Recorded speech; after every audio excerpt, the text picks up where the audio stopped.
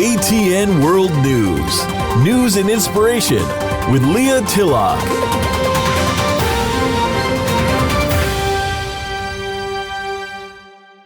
Hello and welcome to ATN World News. I'm Leah, and it's great to be with you, the listeners around the world. Today, we really do have a pioneer on our broadcast, Roni Goss, one of the famous Goss Brothers trio. The Goss Brothers, Lari, Roni, and James, are noted for pioneering a new sound in gospel music when they came on the scene. You know, they brought new ideas to gospel music.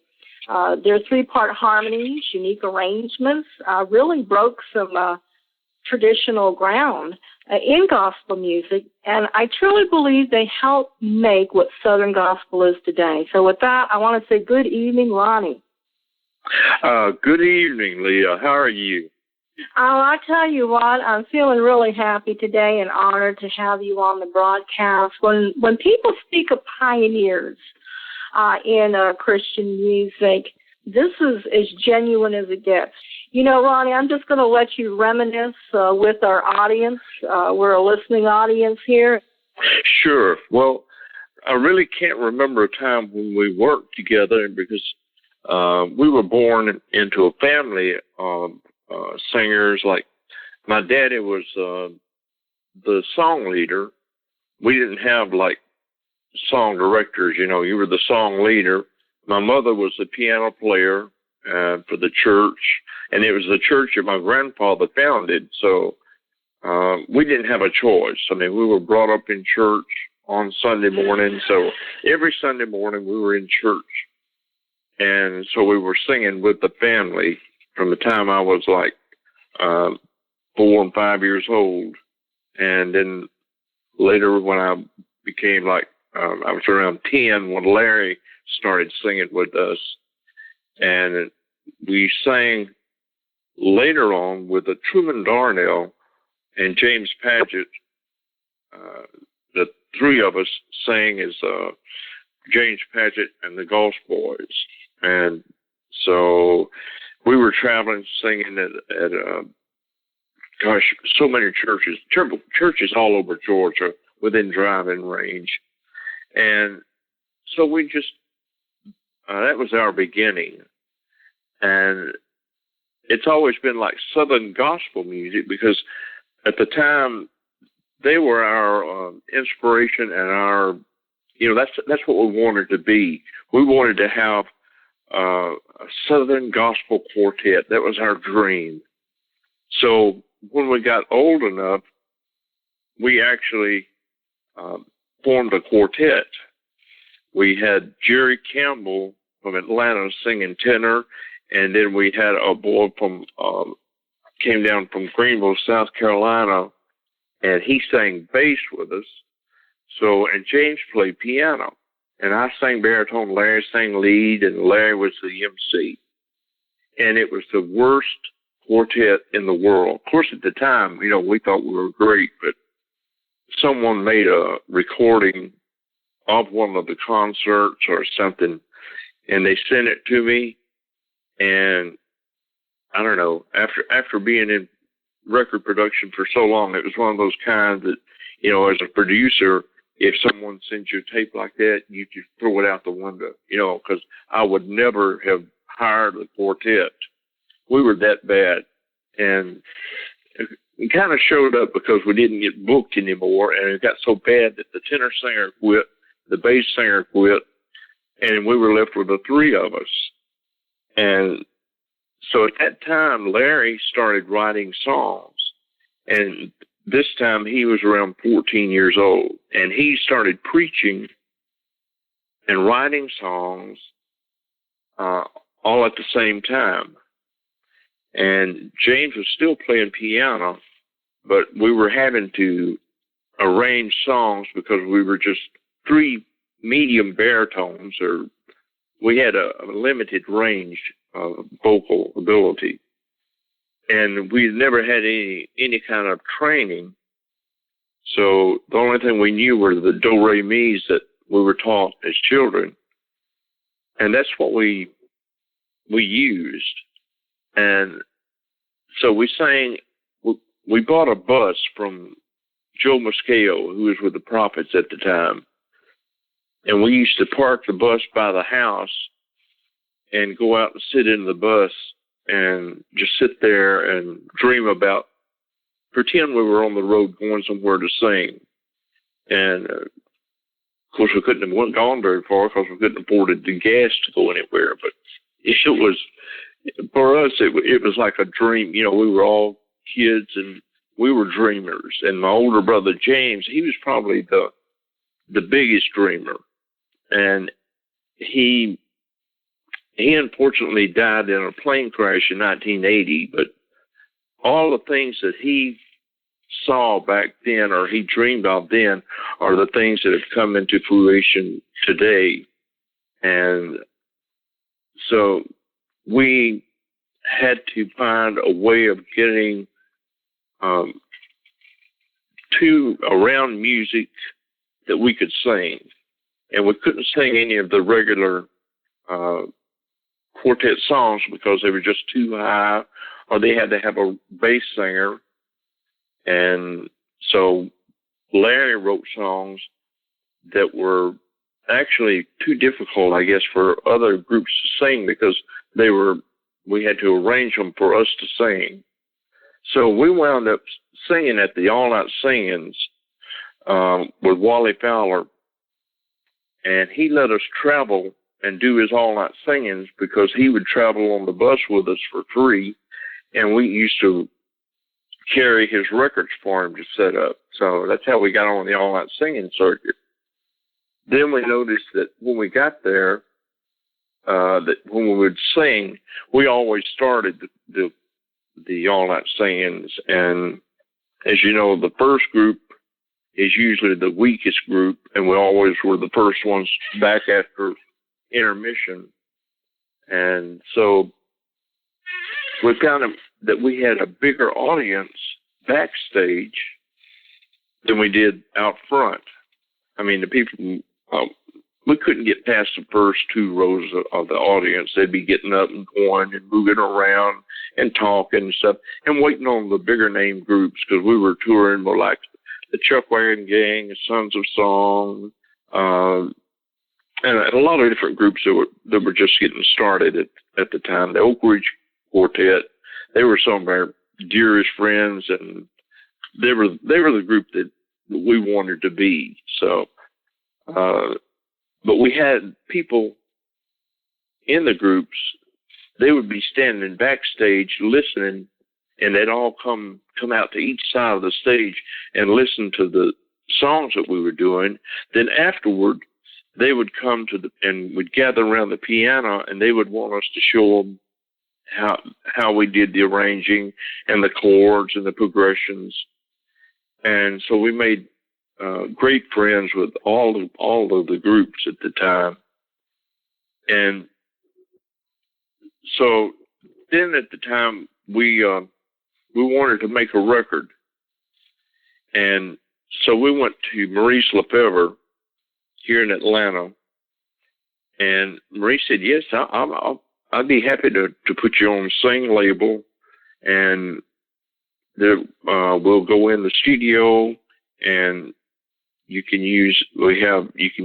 Jimmy Jones can play bass, Pierce can play guitar, you can use Uncle Alf on the wherever he played accordion or another guitar.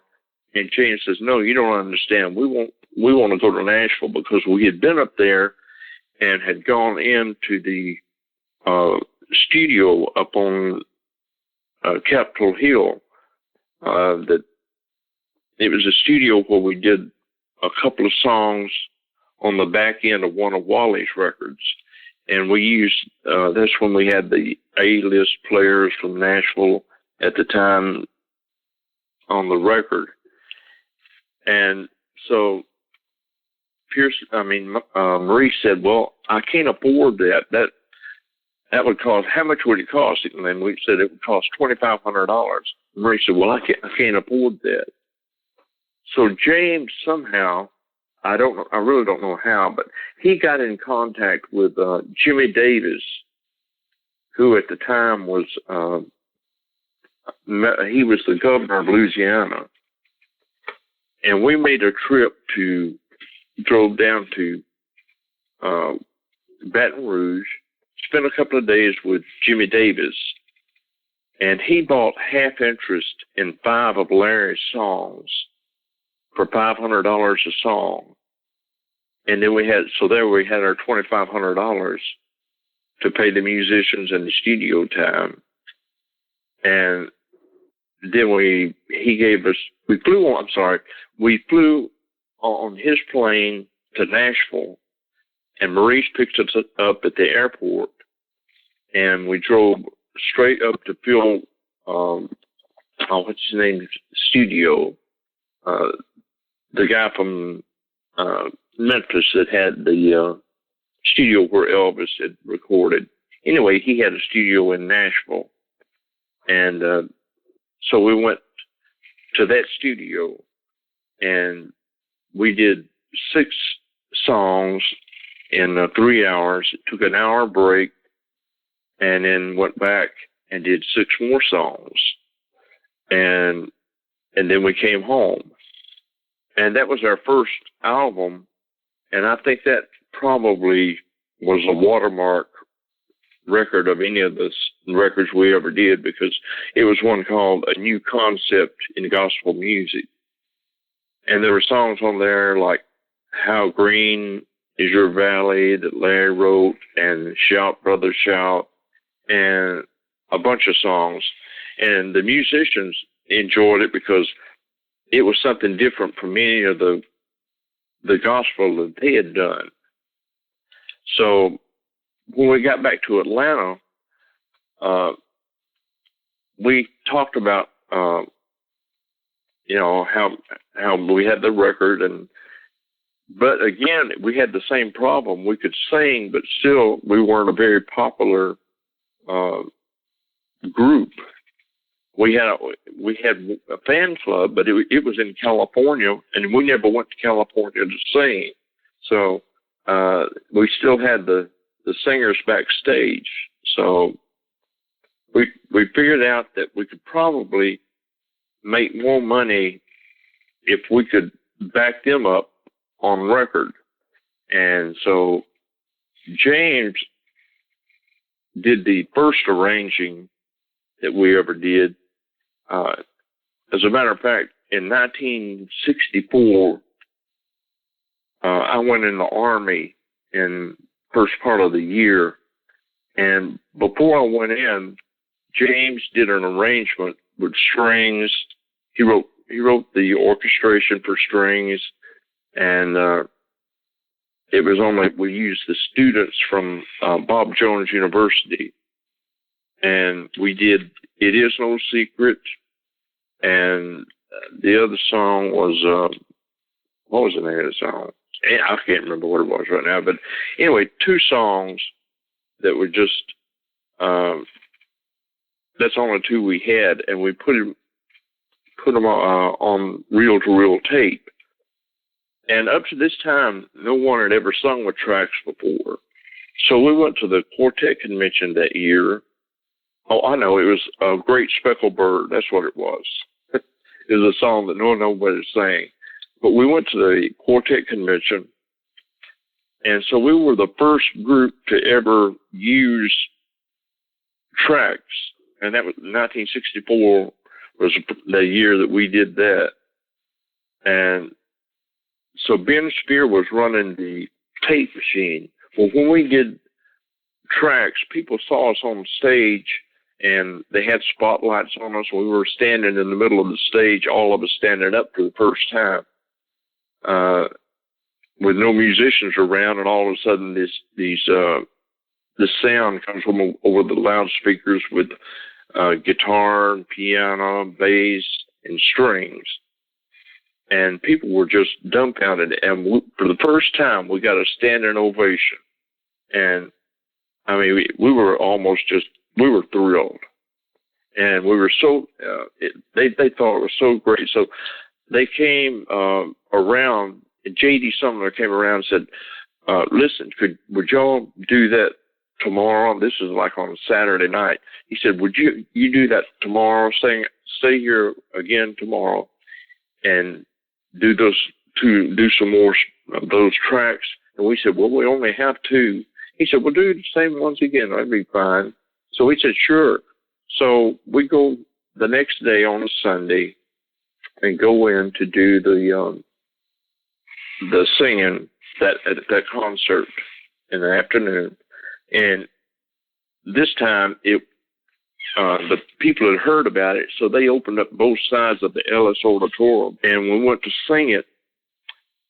And again, we had Ben Spear running in the track, and when the track came on, he had forgotten to rewind the tape. He just put it on, and it came on backwards. So it would just, start, how a record, anything backward plays. And so we stood out there like dummies till they got that straightened out. But anyway, after that, the groups loved it, and they wanted to do it. So they asked us, could you do that for us?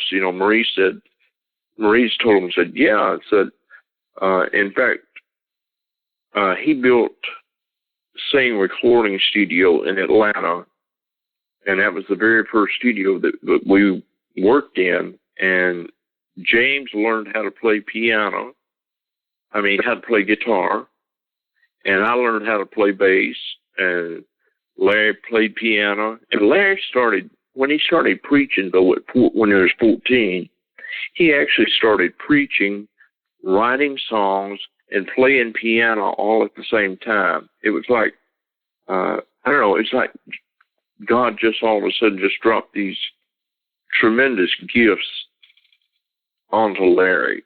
And Larry was so devoted to what he did, and he was so innocent and so naive, and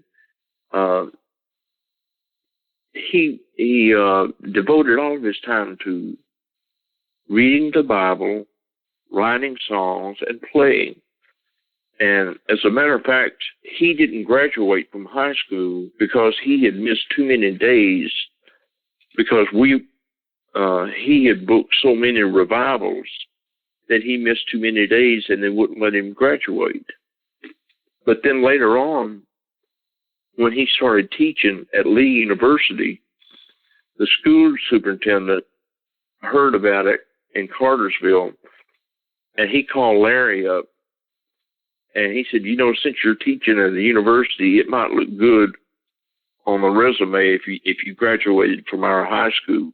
So we went back to Cartersville, and they gave Larry his graduation. I guess it would be his GPA or whatever it is. Anyway, but it showed that he graduated from Cass High School. And so that was just, God just seemed to bless us in that way. And then we found that we could make a lot more money doing the backup on other groups and a solo artist rather than trying to travel and sing. We still sang occasionally, but we could still pick and choose. And we worked a lot with our idols were like the Couriers Quartet and a lot of the groups that we just loved, and we sang at the Farm Show Arena. And I think that was the very first time that we ever sang and we sold out of records, which wasn't a whole lot. Because I think we had only bought 3 of the albums. 3 boxes of albums, 25 in a box. And so, but we were so thrilled to be out doing that type of work. And after that, we were also on the records. We were doing solo artists, and we would do the vocal background with that.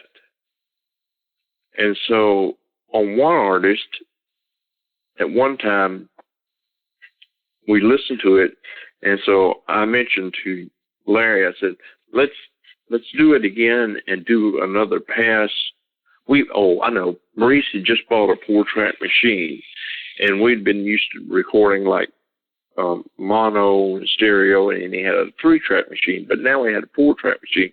So I told him, I said, look, let's put another pass of background vocals on it. So vocals, and it made for a bigger sound when I mixed the album. And so that was the first time that had ever been done in gospel music. So that was a new thing that we had brought onto the venue of gospel recording. And because we weren't afraid to try anything, because no one had ever tried these things, so they didn't know that whether you could do them or not. But we were so happy to be able to do something like that would just keep us involved with doing the things that we loved. And of course, we all being family and being together all the time, you naturally have the family fallouts or the brother fights and all that stuff. And sometimes it would spill over into the studio, and we'd have different ideas about the arrangements or something. And so we just hammered together some of the ideas and throw out some of the others. But eventually, as we grew older and grew into men, we were able to get along. And then after James passed away, was killed in a plane crash, Larry and I became a lot closer. We had always been closer because I guess he and I had grown up being Larry and James. Me and Larry against James, because James was the oldest. And for some reason, he just assumed that since he was the oldest, he would naturally be the boss. And so he was the boss and the president of all the companies. And after a while, we began to question that. And so then we got to where we would kind of trade it around. He said, okay, you try it for a while and see if you can do it. And so we tried that, and we decided, yeah, some things you can do better than we can. So go ahead. And except arrange. Larry got into arranging, but we were working so much that there was a lot of the time that we missed being home. And because we were doing an album a day and working at least 3 weeks out of the year, we'd usually do 5 albums in Atlanta, and then go to Harrisburg, Pennsylvania, and work with Don Baldwin in his studio up there, and we helped him design, and we'd do 5 albums up there. Then we'd come back and either go to Miami and do 5 albums down there, or to Dallas or Nashville, or sometimes a combination of 3. But it was always at least 3 or 4 weeks out of the month that we would do albums, an album a day plus the background vocal. So we became good friends with all of the producers, the engineers, and I was able in 1970, I believe the year was 1970, we talked them into starting a NARAS, a Grammy factor, here in Atlanta. They didn't have, they weren't represented here. So we talked them into opening a NARAS office here, and we did the first Grammys that were done simultaneously. They did them here and in Nashville in New York and L.A. They did them on the same night. And at the time, the other musicians that we were using were members of like the Atlanta rhythm section, some of them, and we used Martin, that can't remember his name. He was the orchestra concert master of the Atlanta Symphony, and he would put together the strings and stuff that we would use on the sessions. And a lot of times I would be engineering. I handle that aspect of it, engineering, mixing, and editing. And Larry would do the arranging, and James would be doing the copying, which after the master score is done, it has to be broken down into the individual parts for the instruments.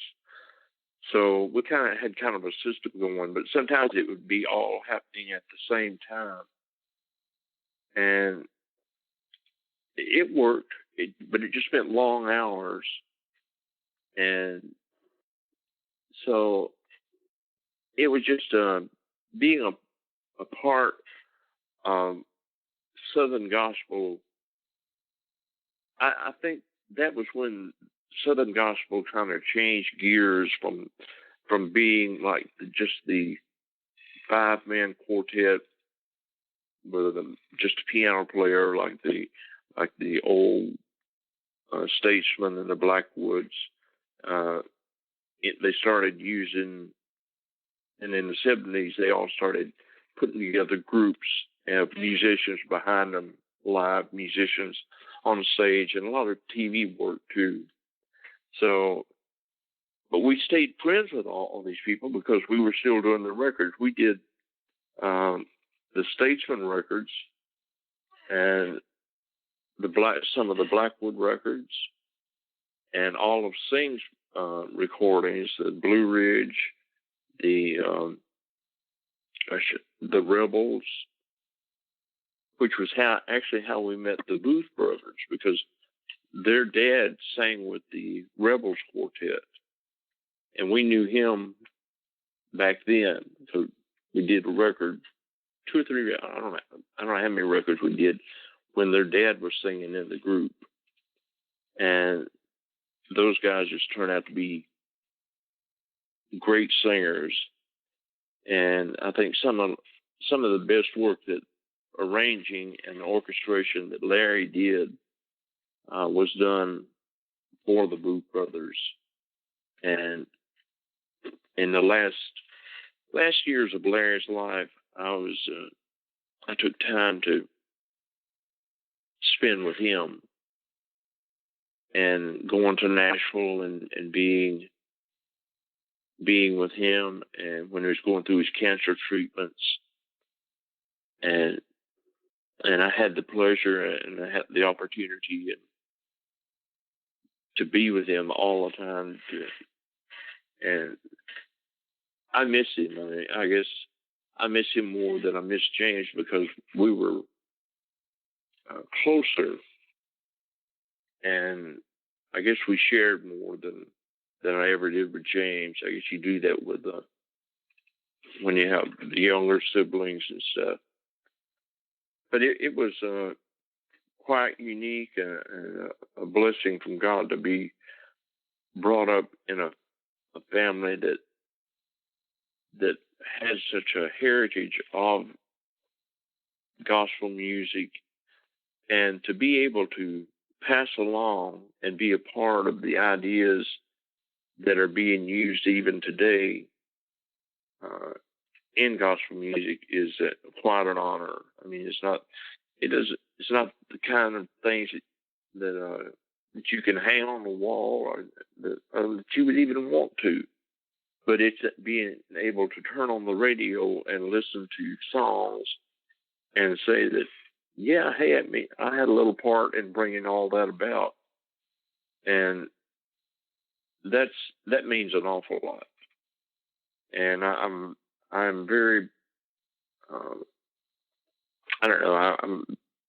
To listen to some of the gospel groups now, it's a thrill.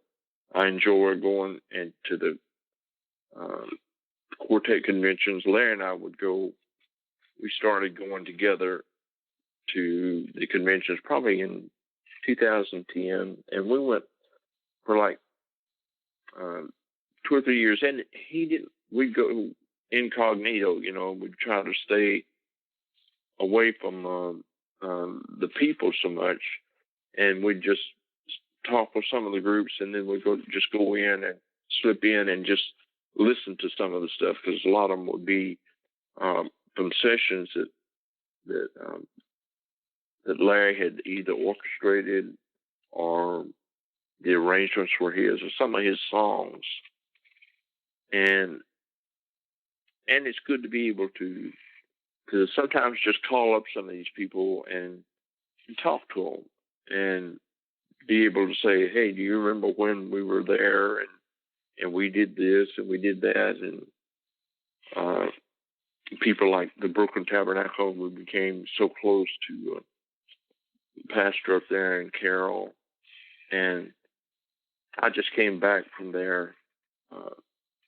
Jim called one day, and he invited me up for a weekend, and so I went, and we just spent time together, and just to be there and be in church with them, and not have to sing or do anything, but just to be there and to be able to be in church.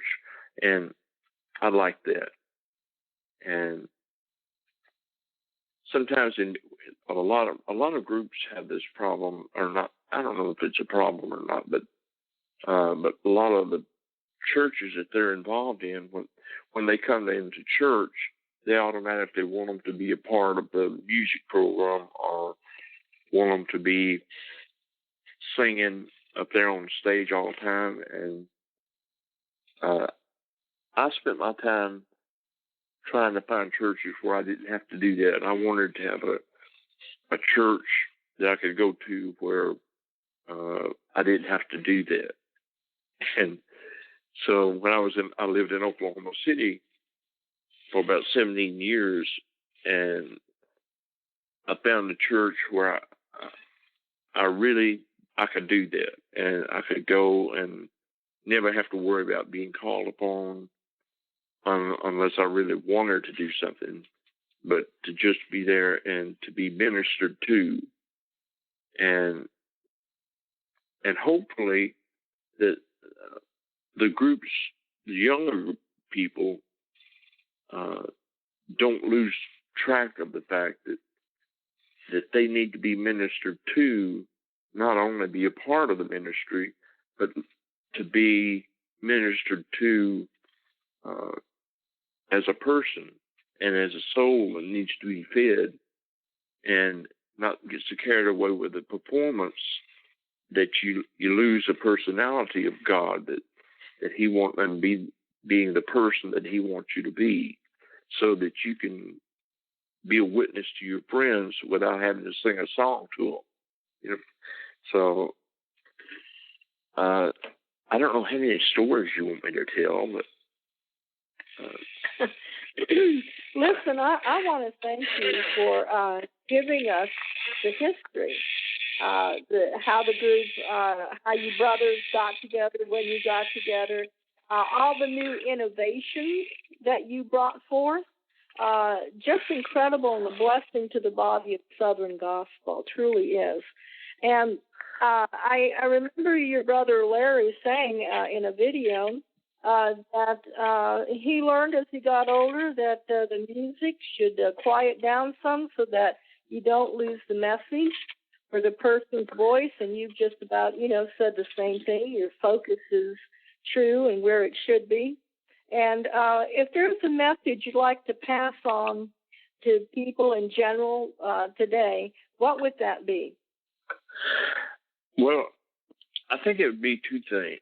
One would be, if you're in Southern gospel music, don't be afraid to open up to God, to let Him use all of your talents. And the other thing is, if you're an arranger or a songwriter, Larry said something one time that really it struck home with me. He said he wanted to do. He didn't want his music necessarily to bring people to their feet. He wanted it to bring people to their knees. And I think that's, if there's anything that I would pass on, it would be that to have music and to do music that would be God-centered and would bring people to their knees, and not necessarily just bring them to their feet to applaud you. Because if people applaud you and that's where the glory stops, then you're in the wrong place, because the glory should be passed along. I mean, they should be able to see Jesus through you. And so that's the only thing I would say about that. That's a powerful message, people, and it's a beautiful one, and it's a true one. Listen, we've been so completely honored that you shared part of your life with us tonight. Roni, thank you so much for being our guest today. Thank you, Leah. It is an honor and a blessing, and thank you for calling and inviting me. So, blessings on you. Well, amen. I received that. And till next time, I'm Leah, reminding you that God loves you. Oh, how he loves you.